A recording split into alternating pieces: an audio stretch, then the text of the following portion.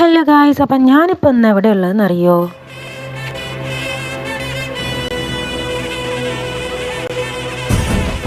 നമ്മുടെ ഇന്നത്തെ പരിപാടി പൊരുവയലത്ത് തേര് കാണാൻ വന്നിരിക്കുകയാണ് കേട്ടോ. വാളയൊക്കെ ഞാൻ ആദ്യം വാങ്ങിയിട്ട് വീട്ടിലാർക്കും തേര് കാണാൻ താല്പര്യമില്ല. അപ്പം ഞാൻ എൻ്റെ അമ്മമ്മനെ കൂട്ടിയിട്ട് വന്നു. എപ്പോൾ തേര് കാണാൻ പോയാലും മിസ്സാക്കാത്ത ഒരു കാര്യമാണ് ഇത്. 2 ദിവസമേ കയ്യിലുണ്ടാവുള്ളൂ, എന്നാലും എനിക്ക് തേടേണ്ട ഒരു സമാധാനം ഉണ്ടാവില്ല. നമ്മുടെ പാലക്കാട് ഉത്സവകാലം തുടങ്ങുന്ന ഈ ഒരു തേരിന്റെ സ്റ്റാർട്ടിങ്ങോടെയാണ്.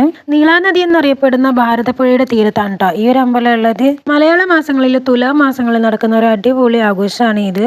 28, 29, 30 എന്നീ ദിവസങ്ങളിലാണ് ഉണ്ടാവാറ്. പണ്ട് കാലത്ത് ഒരു കഠിന ശിവഭക്തിയുള്ള ഒരു ദമ്പതിമാരുണ്ടായിരുന്നു. ഇവിടെ വലിയ ആഗ്രഹമായിരുന്നു കാശിയിലുള്ള ശിവക്ഷേത്രം ഒന്ന് തൊഴുത് ദർശനം നേടാന്നുള്ളത്. അങ്ങനെ അവിടെ എത്തിയ ദമ്പതികൾ ശിവനെ പ്രാർത്ഥിക്കുകയും അവിടത്തെയുള്ള ആൾക്കാർ ഇവർക്ക് വേണ്ടി 4 ശിവലിംഗത്തെ സമർപ്പിക്കുകയാണ് ചെയ്തതെന്ന് പറയുന്നത്. അവർ അങ്ങനെ അവിടെ നിന്ന് മടങ്ങി നമ്മുടെ കാൽപ്പാത്തിയിൽ വന്ന് എത്താണ്. വളർന്നു വരുന്ന അഗ്രഹാര വീടുകളും അതുപോലെ തന്നെ ഭാരതപ്പുഴയുടെ തീരും കണ്ടപ്പോൾ ഇവർ വിചാരിച്ചു ഒരു ശിവലിംഗത്തെ ഇവിടെ പ്രതിഷ്ഠിക്കാന്നുള്ളത്. അങ്ങനെ നമ്മൾ അന്ന് ഭരിച്ചിരുന്ന രാജാവിന്റെ അടുത്ത് ഇവർ അഭ്യർത്ഥനയായിട്ട് എത്തുകയാണ്. ഈ ഒരു ആവശ്യം രാജാവ് അംഗീകരിക്കുകയും പിന്നെ ഒരു വലിയൊരു ശിവന്റെ ക്ഷേത്രം അവിടെ പണിയാണ് ചെയ്തിട്ടുള്ളത് കേട്ടോ. അതുപോലെ തന്നെ ദക്ഷിണ കാശി അല്ലെങ്കിൽ തെക്കൻ വാരണാസി എന്ന പേരിൽ ഇത് അറിയപ്പെടുന്നുണ്ട്. എന്താന്ന് വെച്ചാല് വാരണാസിയിലുള്ള കാശി വിശ്വനാഥ ക്ഷേത്രമായിട്ട് നല്ല സാമ്യമുള്ളത് കൊണ്ടാണ് കേട്ടോ. അതുകൊണ്ട് തന്നെ കാശിയിൽ പകുതി കൽപ്പാത്തി എന്ന പഴഞ്ചൊല്ലും ഉണ്ട് കേട്ടോ. കൃത്യമായിട്ട് അറിയില്ലെങ്കിലും ഇങ്ങനെയൊക്കെയാണെന്നാണ് എൻ്റെ ഒരു അറിവ്. ജീവിതത്തിൽ ഒരിക്കലെങ്കിലും കാണേണ്ട ഒരു ആഘോഷം തന്നെയാണ്. പക്ഷെ ഞാൻ കാണാൻ പോയത് നട്ടപ്പൊരുവയിലത്തായിരുന്നു. കരിഞ്ഞ് കരിക്കട്ടെ ആയിരുന്നുള്ളൂ കേട്ടോ. കുറെ നടക്കുമ്പോൾ ഞാൻ സ്റ്റക്ക് ആയതാ